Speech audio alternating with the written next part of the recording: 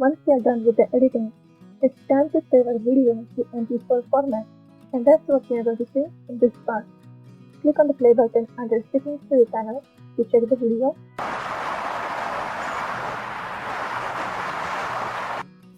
To save the video to MP4, click on Export tab and click on Video File. Give it a suitable name to your video, and if you want to change the folder where you want to save the video, click on the Browse button, click on the folder, and click on Open button. Give it a suitable name to your video if you haven't already, and click on Save button. Now to choose the format for your video, click on the drop down arrow and click on the format which you want for your video. Here I am going to choose MP4.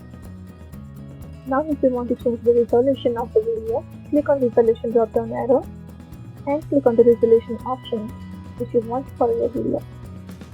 The main important thing is this: click on Advanced Encoder option, click on Compressor drop down arrow and select MPEG-4. Now click on the OK button. Once everything is done, click on the Create button.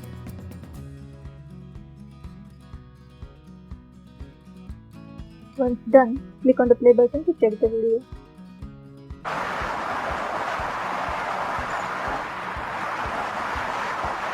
So this way you can convert your video to MP4 in VideoPad.